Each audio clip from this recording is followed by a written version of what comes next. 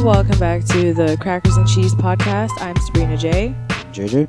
And today we are discussing tonight's episode of This Is Us, Season 2, Episode 16, entitled Vegas Baby. So we are just coming back from a few weeks break because it was the Olympics. So this is the first episode after about a 3-week break or so? Yeah, it's 3 weeks. Yeah, so if you remember in the last episode before the break, we ended off with, well, first of all, Jack had his funeral, or they had Jack's funeral. And then the episode ended off with Daija showing up at Randall's front door.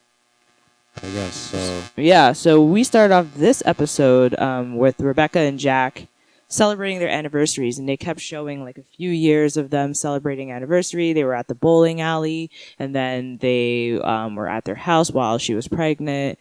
And pretty much showing Jack giving these not huge gifts, but really, I guess, cool gifts, and her giving these really mediocre gifts, if you ask me. I don't know. What did you think about that? Yeah, it was pretty much showing us more of Jack being the greatest husband on earth. And it's actually a pretty interesting contrast change because the last couple episodes have been pretty serious for the show, finally showing some of the core content we've been waiting on, which was the death of Jack Pearson. And now we're getting back into the warm-hearted formula of the show, which is showing us the context of what brought their family together to where it is today. But yes, the Jack consistently doing this, and then the main topic was how they were going to do nothing this year. And yeah, that was it's really nice, but it's interesting to see the perspective of how the kids saw it, because they felt like they wanted to do something for them. They thought it was not normal that he wasn't going all out as he usually would. Yeah, I know. Well, yeah, let's just go back a bit. So after, they like to go back and forth in this show. So, we ended up with the last episode with Daija on the front step. So it turns out that, she was asking for money for the heat for her mom's apartment. Yeah, that was a very interesting scene because you can tell that there was definitely something more going on. Yeah, I knew she was lying. Yeah, they knew that, like, you can see it, like, right from Randall's perspective, like when the way he was seeing her was like there was obviously something more going on than just having to like pay for the gas. And what he told her was like, call us if something's wrong. Don't wait for the gas to run out or the lights to turn off. Like, tell us right away. It's very clear, like he's a pretty smart guy. He's able to put together that, okay, there's something wrong going on their family on like multiple levels. It's not just the gas being paid. Obviously, yeah. And we see that a little more in detail, how he's able to read what's going on with her later on. But we'll touch on that later. Yeah. So I mean, this episode really, when it comes to the future part, they were, going to the bachelorette party for Toby and Kate. So everyone's going to Vegas. And, yeah, so while they're in Vegas, though, Randall is just obsessing over Daija. He even says, like, oh, I don't think we should go. And I don't know. Do you think that it's smart that, like, that they're just, like, I think that Randall is just he's so extra with everything. And I think it is because of his anxiety, and he's really obsessive or really, I guess, strong-headed when it comes to things. Yeah. It's a reoccurring character trait for Randall to have to obsess over something that's not okay. Like, it's been his known persona that he wants everything to be perfect all the time, and thinking that something can potentially be going wrong without him knowing is kind of driving him mad. Just flying to Vegas, being in the car on the way to the hotel. His wife is really excited, but he just can't help but think about it. He's even saying like, oh, maybe I should give her a call and just check up to see if she's okay. And his wife's like, what's wrong with you? Are you actually serious right now? We're in Vegas. They're in Vegas, but like, it's like he doesn't have control. That's what it is. It's the fact that if he's in Vegas, he can't really hop in the car and go and save her within like 15 minutes or 30 minutes. Like, he doesn't have control if he's in Vegas. Yeah. And it kind of looked like he would have been ready to like just jump on a plane and head back there if he had to. But like, that's the thing. His wife, what's her name? I don't even know her name. Okay, his wife, he's like trying to, she's the one that level heads him. Like, she's the one who brings him down to earth and whatever. But we see in this episode that like she's getting annoyed, and I don't blame her. Like, she's still human, and I mean, Randall must get annoying a lot of the times, especially when he's in these modes of like making everything perfect, like with Daija, and it's just so unrealistic. Yeah, and because he's really logical with all of his decisions, he doesn't really see what he's doing as being in the wrong. It really is just another, like, a side of, like, another perspective to see everything. Like, he sees it as like, this is what's important to me. This is what should be important to both of us, and this is what I think we should do. And she sees it as like, she's probably okay. Let's just at least give ourselves this one night. Yeah. And it ended up blowing up later on when he was just like, it just was too much for him, and she was like, why can't you just relax, kind of thing. And then she started saying like why I'm just wanted one night away from all of this, and he's like, what is all of this? And it's because it's like you being extra, Randall. Like, he's just extra. Yeah, he's like, oh, Daija called, but he was right. Like, there was something wrong. Yeah, but it's like, come on, like you can wait one effing day. You know what I mean? Like, just wait one day. Tomorrow we're gonna party. And the whole time, like, for the party, it was supposed to be for Toby, and he was so consumed in his phone, not paying attention, not being engaged, and it's just not fair to Toby and everyone else that was at the party. To the point where he just kind of ditched him and then went to the strip club and went crazy on it. Like, he didn't go crazy, but he, like, he doesn't, like, he gets into these modes where he doesn't really think about what he's, like, how crazy he looks, really. Yeah, he's really just focused on, like, the point that he wants to make, and he doesn't look outside of it. We've seen it, like, multiple times with this character, or, like, even going as far as, like, wanting to prove himself to his kids by like performing on stage with a piano for the first time. And he's very bold character, but is clearly like an issue for his marriage. As we've seen them, he says that they've only had fights like this like once every few years. Yeah, it wasn't even that big. It wasn't even that big of a deal. Yeah, and which is really surprising. And Kate went on to talk with her, saying how like, oh, she feels like she's like she referred to her as a strong woman, and it is very true. You definitely have to be strong to have to deal with Randall for a decade or more. Yeah, like she is strong, and when she was like, I don't know. So let's go to Kevin. So like, they went to Vegas, and like Vegas is like the worst place for a recovering alcoholic or drug addict to be in. Yeah, it seems like he took some precautions and trying to hold back on his drinking with the maid that came in, just saying like, make sure that I want you to come back and count these to make sure that I haven't taken any. So. I mean, it's not her job to do that, but at least he didn't fall off the bandwagon. And, like, it's interesting because we got to see, like, the little triggers he had, like, where he was at the bar or the restaurant for Toby's thing, and, like, he saw his co-star, and she said that they cut her part out of the movie with Ron Howard, and instantly they cut to a shot of the bartender, like, shaking a martini. Yeah. And, like, so you can tell, like, that triggered him right there, and he left and went to the hotel, and I was like, oh, shit, he's gonna go and, like, drink right now. Yeah, it just seems like any form of stress, and that's why at the very beginning of the episode, when they're showing the flashbacks, they made sure that we were reminded of the conversation he had with his therapist, where she said, "In here, it's easy to stay in control, but when you're out there, it just takes like a few seconds of something to go wrong." There was no flashback with the therapist? Yes, there was. When? At the very beginning of the episode, before it began, they were showing little pieces of what happened in the last few episodes. They showed. Oh, you're talking about in the recap? Yes. Oh, I didn't watch it. Okay. Well, back then, he was talking with his therapist, and she said, like, in here it's easy to stay in control, but when you're out there in the world, like, it takes a few seconds of something to go wrong for everything to come crashing down, and that's one of the moments that he was trying to endure. And of course, he was doing things to try to keep his mind off of it. He was doing sit-ups and trying to stay focused. And it was it's a really difficult situation for him because imagine like this was one of the biggest accomplishments in his career. He was really happy to have gotten this role and have this opportunity, and Yeah, it's to a really find big opportunity to work with Ron Howard. yeah, and to find out like through somebody else because they got cut off that he probably got cut off. A lot must have been going through his mind. He made the smart decision to not let this stress weigh down on a group of people that are trying to enjoy a bachelor party, and he went back to his hotel early.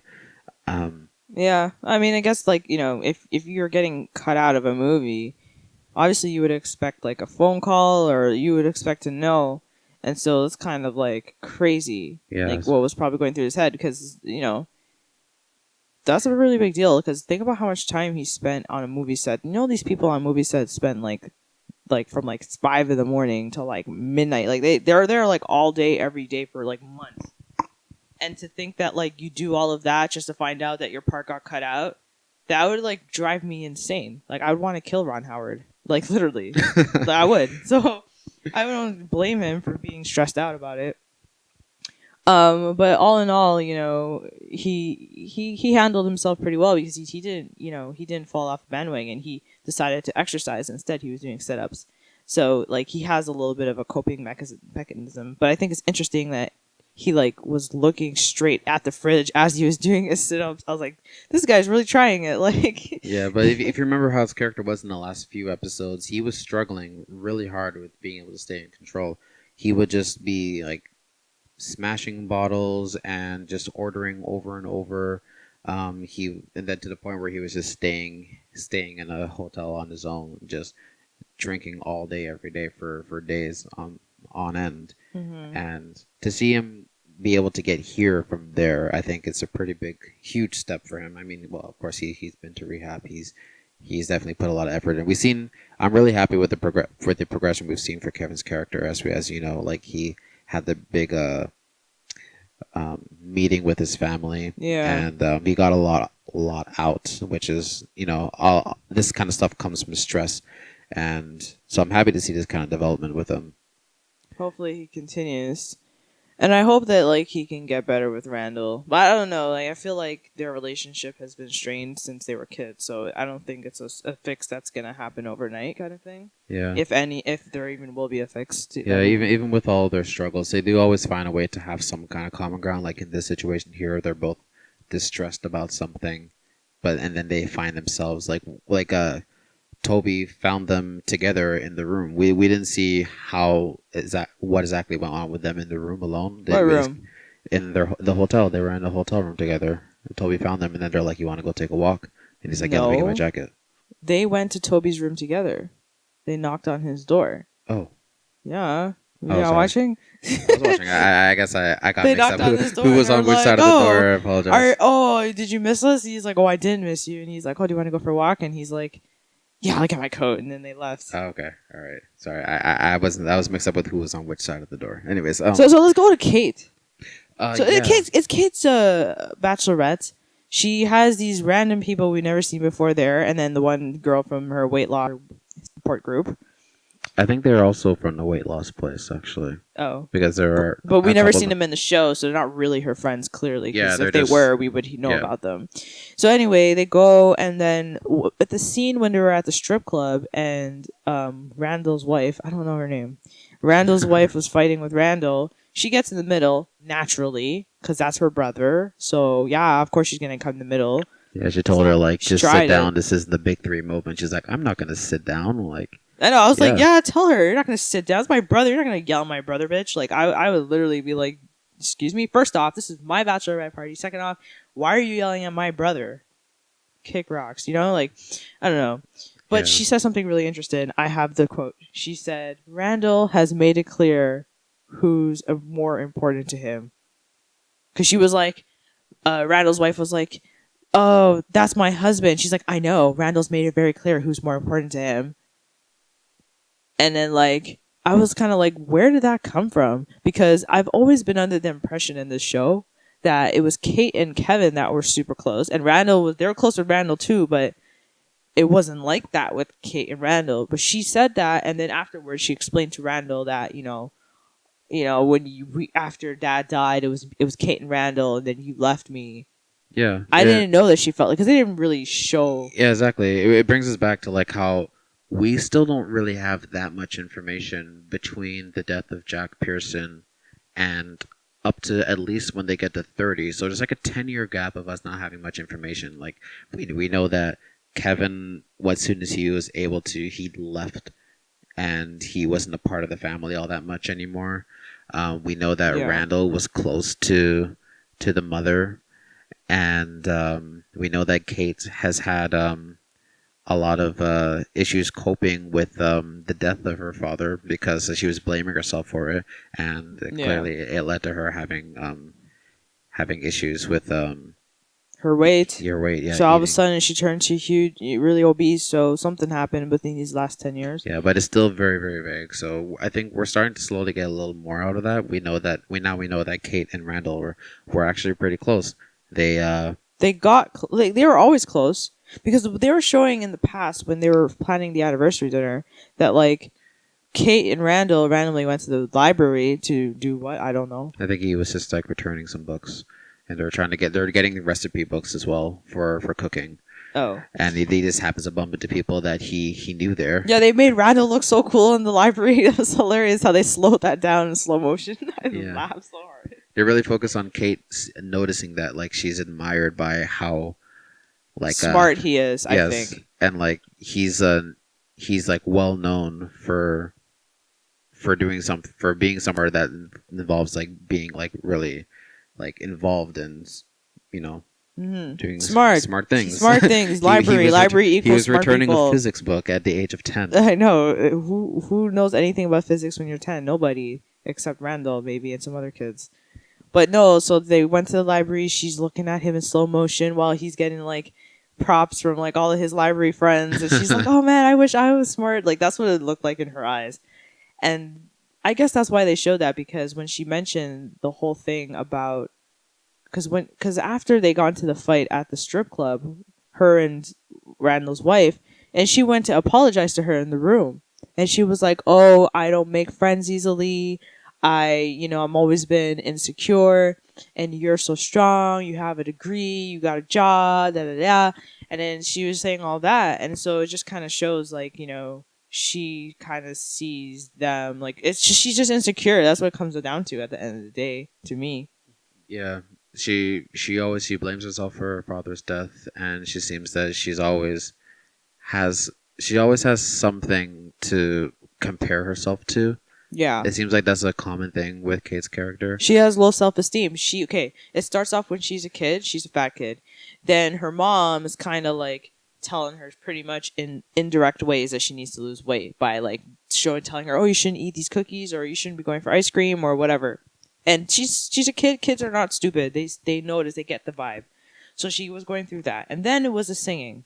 Her mom can sing, and then her mom was trying to kind of make her a mini her by like criticizing her singing and whatever. And when she was a kid, bro, like she was like looking at her mom like she couldn't relate to her like that, and only her dad was like, treating her like a real princess, and really like, it was just a different relationship. And now as an adult, she got bigger, so obviously that caused self-esteem issues. And then her brother is a Hollywood star, and her other brother is a freaking Wall Street like genius.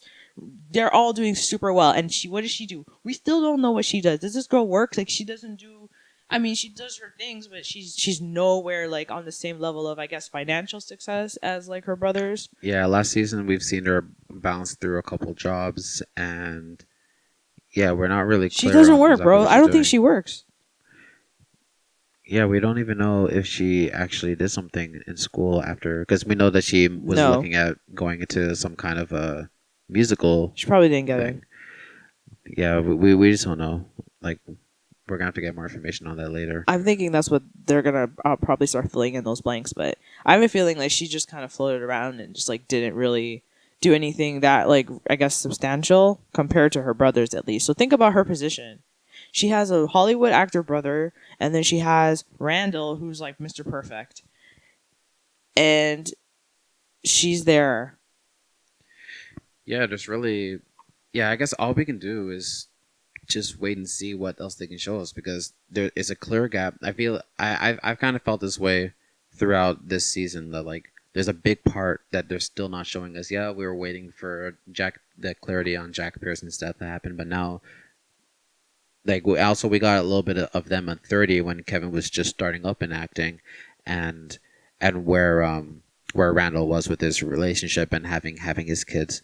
And randomly last episode we got a big jump forward to Randall's kids being older. What? Yeah, remember last episode they showed Randall with like gray hair. No, I don't remember that.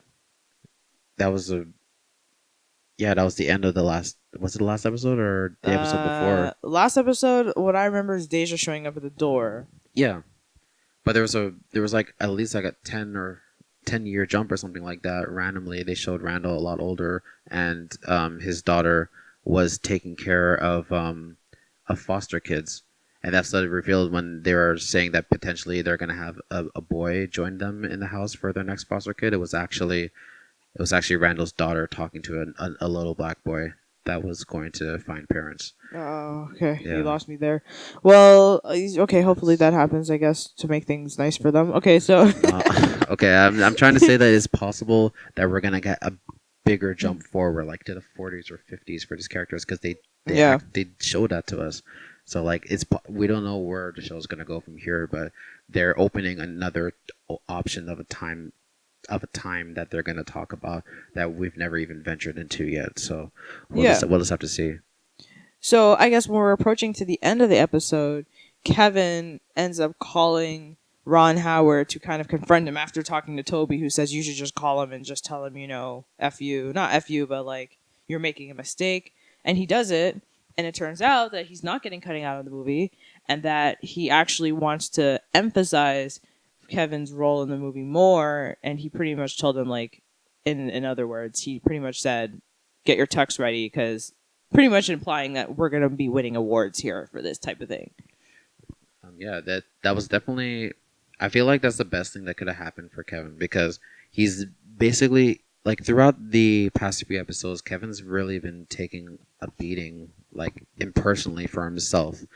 And one thing that he really needed was, like, true motivation. And he was kind of seeking that through his family. Yeah, they had that big blowout when they were talking in the therapist's office a few episodes ago. Yeah. And it ended on a sour note. It was just like they met at the bench, and they're just like, yep, we're a mess. And that was the end of this situation. But, like, the truth was just all out there. He was even saying to his mom, like, I want just name one genuine moment that we've both had. And she actually couldn't do that. Mm-hmm. And so Kevin is still in a really deep hole. And I feel like this is something that he really needed. It was just getting deeper for him. He thought, I lost my role. They didn't even bother to call me. Anything that I think I've ever accomplished, it was actually nothing. And then he's like, no, actually, you're doing great. Ron Howard even said, I think this is some of the best work that I've ever done. Mm-hmm. So yeah, you should think about getting a tuxedo. Yeah, big deal. Yeah, so like they're like the father-son relationship in this movie is the biggest part of the movie. Like, and it's so funny that's father-son when it's like, yeah. The whole relationship with his own dad. Yeah, that really just shows like the foreshadowing of how he was doing that scene. How like it really like his relationship with his father and how it's impacted his life ends up translating in his acting, and that's how he was able like handling loss ends up being the core ingredient to making his acting like more fruitful, going out from the Manny to something more dramatic. Yeah, it's good for him. And that's basically what he was looking for, and the girl that he was dating before was the one that drew it out from him when he went to that funeral and they were pretending to be other people. Yeah, remember that? Yeah. And then the episode ends out, with Randall and his wife getting. We gotta find out her name. They go back to Jersey or wherever they're from somehow so fast from Vegas. And then they go to Daija's house. He pretty much says in the car before they go, though, that he kind of wants to move on. But then the wife is like, make a left here. And then they end up at Daija's house. And then they find out that they don't live there anymore. Yeah. And then they see them in the car, her and her mom sleeping in the car. Yeah. So we kind of could see like that she was lying about the whole heat situation. She's homeless. That's pretty much what's happening right now. Yeah, definitely. The money situation, yeah, that I'm assuming that had to have been a made up number. And going back again to Randall's intuition on this whole situation, she was telling him on the phone like, "We're getting by, yeah, we're fine," and he was like studying the pauses in between, and he was like, so when she said that everything's okay, and he went to his wife, she's like, "Is everything okay?" He's like, "No, everything's not okay." Yeah. And yeah, so anyways, bringing it back to her, the numbers that he gave her was probably a lie, just so that they can get some money. Maybe it was for gas, as in it was actually for gas for the car or something like that. Whatever it is, she's homeless, and so the issue now becomes what's gonna happen because she's a kid, she can't be homeless, and so what's gonna happen? Is she gonna move back with them, or is the mom gonna give them issues? Or are they going to start fighting with the mom? Because Randall is going to turn into Randall, and he's not going to want them to be homeless. So it's either he's going to invite them both in the house, or he's going to invite Daija in the house, and it's just going to end up being a huge drama. Well, one thing we know for sure is that Daija's mother is very prideful. We saw her from when she was in holding, saying that, you know, as soon as she gets out, she's going to do whatever she can to get her daughter back. There's nothing that he can do. She's like, "I've been through worse." And now we see her like this. I wouldn't be surprised if she still said, "No, this is my daughter. 100%. Back off." Yeah. She is going to say no. She's going to tell them to F off. And Daija is caught in between because she loves her mom. She's not like she doesn't want to be with her mom. She does. Yeah. But she also likes them too. But it's either, if there's Randall just the way he is, like you can tell he's probably just going to like really try to like help the situation, and by help I mean give them money, help them live, which is not really a good idea. But I guess we're gonna have to see how it goes. So what do you think's gonna happen in the next episode? For the next episode, I feel like there's gonna be clear conflict on what they're gonna have to do with Daija. I feel like Randall's gonna want to do everything that he can to try to help them, probably trying to throw money at them or have them live there. I feel like Randall's wife is going to try to tell him, you know, this is something that Daija's mom is having problems with, and she needs to try to figure that out for herself.